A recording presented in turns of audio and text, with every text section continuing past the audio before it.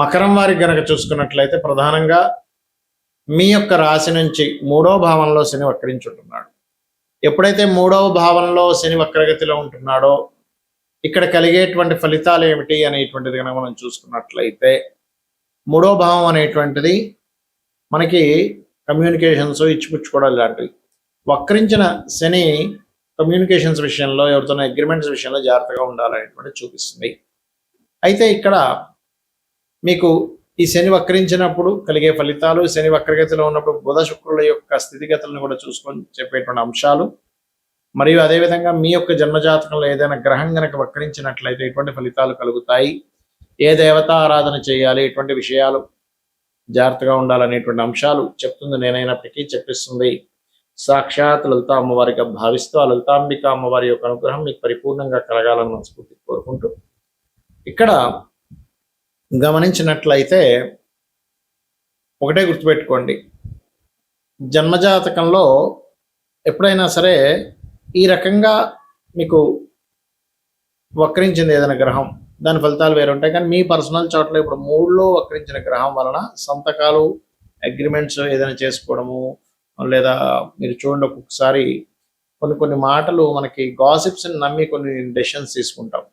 మనకు వినబడేది మనం విన్నది నిజమా కాదా అని నిర్ధారణ చేసుకోవాలి. అలాగే కాస్త శుక్రకేతువులు కలిసి పంచమంలో ఉన్నారు కాబట్టి ప్రస్తుతం మీకు వాహనాల మీద వెళ్ళేటప్పుడు ఆగస్టు 2 వరకు కొంత జాగ్రత్తగా ఉండండి. శుక్రుడు నీచపడుతున్నాడు. దాని తర్వాత ఉన్నత విద్యా విషయంలోని, పెద్ద మొత్తంలో మనీ ఎవరికైనా మనీ ట్రాన్స్ఫర్ చేసే విషయంలోని, తండ్రి గారి ఆరోగ్య విషయంలో కూడా ఆగస్టు మాసంలో జాగ్రత్తగా ఉండాలి. అయితే 3లో ఉండే శని వక్రించుతున్నందుకు గతంలో ఎవరికైనా ఇచ్చిన డబ్బు కొంత రిటర్న్ వచ్చేటువంటి ఛాన్సెస్ ఎక్కువగా ఉన్నాయి. దుర్గా ఆరాధన, చండీ పారాయణము, ఓం దుమ్ దుర్గాయ నమః అనే మంత్ర సాధన వల్ల కూడా మీకు ధనపరమైనటువంటి విషయంలో చాలా బాగుంటుంది. అయితే ఈ ఆగస్టు 2 వరకు తాతగారు ఆస్తి విషయం పట్ల కొంత జాగ్రత్తగా ఉండండి. ఇన్సూరెన్సెస్ కట్టాల్సిన సమయానికి కట్టండి. లేకపోతే అయ్యో ఇన్సూరెన్స్ చేశాం కానీ డబ్బులు కట్టకపోవడం వల్ల ఇలా నష్టపోయాం ఏంటనేటువంటివి కూడా కొన్ని సంఘటనలు జరుగుతాయి. ఇక మీరు నిత్యము చేయవలసినటువంటి దేవత ఆరాధన ఏమిటి అని చెప్పి చూసుకున్నట్లయితే మీరు లలిత అమ్మవారి యొక్క ఆరాధన, ముఖ్యంగా లలిత సహస్రనామాల్లో కామేశ్వర ముఖాలోక కల్పిత శ్రీ గణేశ్వర అనే నామ స్మరణ చేయండి. అన్ని విధాలా మీకు బాగుంటుంది. మనకి వక్రగతి అనేటువంటిది ఏమిటి అని చెప్పి చూసుకున్నట్లయితే ఒక గ్రహం వక్రించినప్పుడు మీరు జన్మనెత్తారు అంటే ఇది పాస్ట్ లైఫ్ కర్మ బ్యాలెన్స్ ఉన్నటువంటి దాన్ని క్లియర్ చేసుకోవడానికి మనిషి జన్మనెత్తాడు అనేటువంటిది అర్థం. భృగునందనాడి అనేటువంటి గ్రంథాల్లో ఉన్నటువంటి అంశాలు ఇప్పుడు నేను చెప్పబోయేది. భృగునాడి అంటారు దీన్ని, భృగునందనాడి అంటారు, భృగునాడి అంటారు.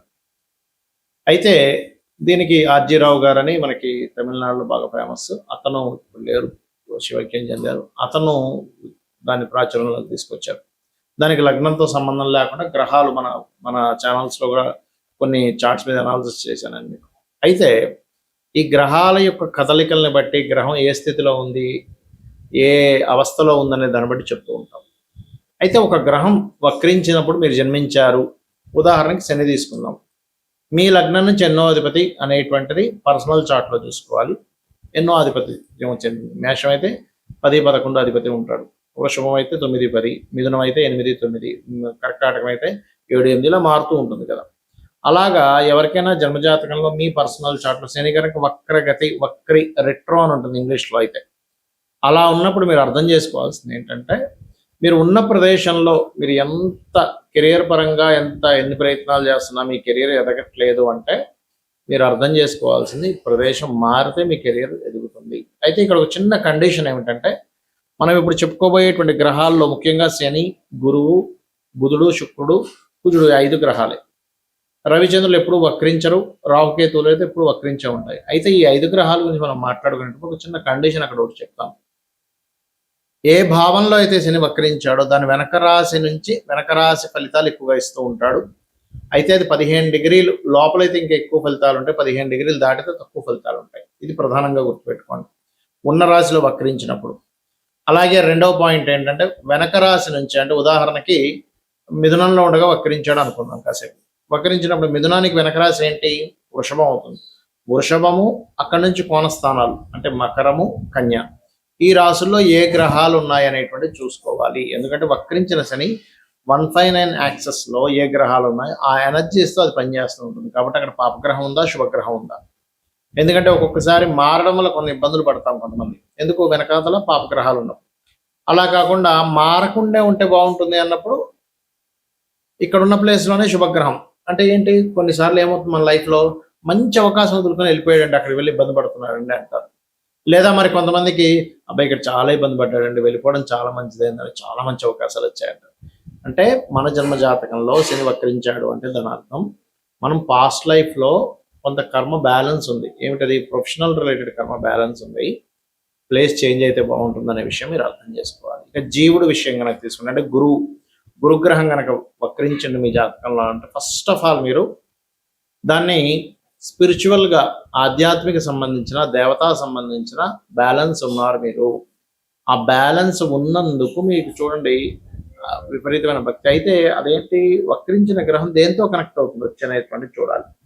ఆ బ్యాలెన్స్ ఏదైతే ఉందో దాన్ని క్లియర్ చేసుకోవడానికి పుట్టాడు జీవుడు. అందుకని ఎక్కువ చాలా మంది గురువు వక్రించి కనుక కేతుతో సంబంధాలు కలిగినప్పుడు వాళ్ళు ఏంటి ఎక్కువ దేవతా ఆరాధన చేయడము, మనసు నిండా ఎప్పుడు చూసినా సరే మనసులో దేవతా ఆరాధన ఉండడం, అదేవిధంగా క్షేత్రాలకు వెళ్ళడం, ఎటువంటి మాసం వచ్చినా ఆ మాసంలో ఉండేటువంటి ప్రత్యేకత ఏంటని చేయడం, లేకపోతే అనుక్షణము అలా చేయకపోయినా ఏదో ఒక నిత్య దేవతారాధనలో నిష్టగా చేయడం లాంటివి జరుగుతూ ఉంటాయి. వీళ్ళేంటి అంటే గురువు వక్రగతి కాబట్టి స్పిరిచువల్ రిలేటెడ్ ఏదో బ్యాలెన్స్ ఉంది అని అర్థం చేసుకోగలగాలి. అదేవిధంగా సంతానం సంబంధించిన విషయాలు కూడా ఉంటాయి అందులో. ఇక మూడో విషయం శుక్రుడు కనుక ఎవరికైనా వక్రించాడు అంటే మీరు సిస్టర్స్కి లేకపోతే జీవిత భాగస్వామికి సంథింగ్ బ్యాలెన్స్ ఉన్నారు అంటే ఏదో కర్మ బ్యాలెన్స్ ఉంది. వివాహ సంబంధించిన విషయంలో వెనక్కి వెళ్తూ ఉంటాయి సంబంధాలు అనుకుంటున్నా కానీ ఆ రకంగా మీకు ఇబ్బంది అనేటువంటిది కలుగుతూ ఉంటుంది. అయితే ఇక్కడ శుక్రుడు కనుక మంచి గ్రహాలతో కలిసాడు వెనక్కి వెళ్ళి అప్పుడు ఖచ్చితంగా బాగుంటుంది, దానిలో ఎటువంటి సందేహం లేదు. అలా కాకుండా వెనక్కి వెళ్ళి వక్రించినప్పుడు ఆ శుక్రుడు అక్కడ మళ్ళీ పాపగ్రహాలు ఉంటే దానివల్ల ఏమవుతుంది అంటే ఫస్ట్ ఒక మంచి సంబంధం రావాల్సింది మిస్ అయిపోయిందండి, తర్వాత అది మిస్ అయిపోయిందని ఇంకో సంబంధం చేసుకున్నాం ఏదో ఆవేశంలో ఇబ్బంది పడదామని చెప్తూ ఉంటారు ఆ రకంగా. ఇక బుధుడు వక్రిస్తే నాలెడ్జ్ షేర్ చేయాలి. ఎప్పుడైనా బుధుడు కనుక మీ జన్మజాతకంలో వక్రగతిలో ఉన్నాడు అంటే మీరు నాలెడ్జ్ షేర్ చేయడం ద్వారా మీ పూర్వజన్మ కర్మ తగ్గుతుంది, గుర్తుపెట్టుకోండి. వక్రగతి యొక్క ఫలితం ఇది. ఇక అదే విధంగా మరొక విషయం ఏంటంటే ఈ బుధ గ్రహం వక్రగతి వలన ఇంకొక విషయం కొన్ని సార్లు మనిషి సెటైర్లు వేస్తూ ఉంటాడు ఎక్కువగా. ఒక్కొక్కసారి ఆ సెటైర్స్ వల్ల అవతల వాళ్ళు నవ్వుకోవచ్చు, ఒక్కొక్కసారి అది ఇబ్బందిని ఇవ్వచ్చు.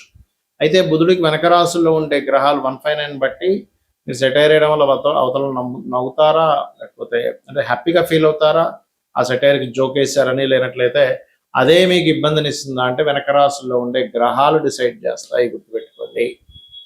ఇక కుజుడు వక్రగతి చెందాడు అంటే మనం ల్యాండ్స్ తీసుకునే విషయంలో ఖచ్చితంగా జాగ్రత్తగా ఉండాలి. ల్యాండ్స్ కానీ లేకపోతే ఏదైనా ఒక మిషనరీ సంబంధించిన ఒక ఫ్యాక్టరీ తీసుకుంటున్నారు, ఈ యొక్క విషయాల్లో ఖచ్చితంగా జాగ్రత్తను వహించాలి, గుర్తుపెట్టుకోండి. అదేవిధంగా భూములు కొనుగోలు చేసేటప్పుడు మరియు పూర్వీకుల ఆస్తులకు సంబంధించిన విషయంలో తాతగారు ఆస్తి సంబంధించిన విషయంలో మీకు వస్తుందా పోతుందా. ఇప్పుడు చూడండి వెనక్కి వెళ్ళిపోయింది అనుకున్నాం కానీ మాకు వచ్చిందండి అంటూ ఉంటారు కొంతమంది. ఇంకా మొత్తం పేపర్స్ అని ఏం లేవండి, అక్కడ చూస్తే ల్యాండ్ వేరే వాళ్ళు కబ్జా చేశారు కానీ ఒక కోర్టులో కేసు వేయగానే వచ్చిందండి అంటున్నారు. దాని అర్థం ఏమిటంటే కుజుడు వక్రించి మంచి సంబంధాన్ని కలిగి ఉన్నాడు. అలా కాకుండా వక్రగతి చెంది పాపగ్రహ సంబంధం కలిగితే మీకు ఎట్టి పరిస్థితుల్లో భూమి రాదు. అలాంటప్పుడు కాస్త వారాహి అష్టోత్తరం చేసుకోవడం చేస్తాయి కూడా మీకు కలిసి వస్తుంది. అంటే దీన్ని బట్టి మనం అర్థం చేసుకోవాల్సింది ఏంటంటే ఒక వ్యక్తి వక్రించి ఉంది, ఒక గ్రహం ఒక జాతకంలో ఉంది అంటే అది పాస్ట్ లైఫ్ కర్మ క్లియర్ చేసుకోవాలని పుడుతున్నాడు. ఇక్కడ మరి ఏ గ్రహం వక్రించలేదు అప్పుడు ఏదైనా ప్రభావం ఉంటుందా, వక్రించిన నక్షత్రంలో ఏదైనా గ్రహం ఉంటే అది కొంత ప్రభావం ఉంటుంది. అదేవిధంగా ఇందాక నేను మీకు చెప్పాను రవిచంద్రులు, ఇక్కడ ఏమవుతుందంటే రవి కానీ చంద్రుడు కానీ వక్రించిన నక్షత్రం మీద ఉన్నప్పుడు వాళ్ళ నుంచి పొందాల్సిన పూర్తి స్థాయి ప్రేమ కావచ్చు సపోర్ట్ కావచ్చు పొందలేకపోతుంటారు, లేదా వాళ్ళతో కొంచెం ఎడబాటుగా మీరు ఉండడం లేకపోతే వాళ్ళ మీద ఎడబాటు ఉండడం కూడా జరుగుతూ ఉంటుంది. చంద్రుడు మనస్కారకుడు మాతృకారకుడు, రవి ఆత్మకారకుడు తండ్రి కారకుడు కాబట్టి ఈ రకంగా జరుగుతూ ఉంటుంది. అయితే ఇందులో ఆత్మకారకుడు రవి గనక వక్రించిన నక్షత్రం మీద ఉన్న ఒక్కొక్కసారి వెళ్ళి కొన్ని సిద్ధులు కూడా వస్తూ ఉంటాయి చెప్పాలంటే. కాకపోతే ఏంటంటే ఈ వక్రగతి ఒక 30-40 ఏళ్ల తర్వాత అది స్ట్రైట్ అవ్వడం కూడా జరుగుతుంది అంటారు శాస్త్రంలో. అంటే ఏమిటంటే అది ఇచ్చేటువంటి రిజల్ట్స్ కొంచెం స్ట్రైట్ ఉండే ఫలితాలు కూడా వస్తాయి అనేటువంటిది భృగునంద నాడిలో ఉంది. అయితే ఏది ఏమైనప్పటికీ కూడా గుర్తుపెట్టుకోండి, మీ జన్మజాతకంలో కేవలం ఈ ఏలినాటి శననో లేకపోతే ఈ సర్పదోషాలనో ఇవి కాకుండా మీ పర్సనల్ చార్ట్‌లో ఎలా ఉందనేటువంటిది చూసుకోండి. నిత్యము లలితా అమ్మవారి యొక్క ఆరాధన చేయండి. మీకు ఏ మహాదశ నడుస్తున్నా, ఏ అంతర్దశ నడుస్తున్నా, ఆ గ్రహ సంబంధించిన దానం ఇవ్వడం, లేకపోతే ఆ గ్రహం దగ్గర దీపారాధన చేయండి. అన్ని విధాలా మీకు బాగుంటుంది. శ్రీమాత్రే నమః.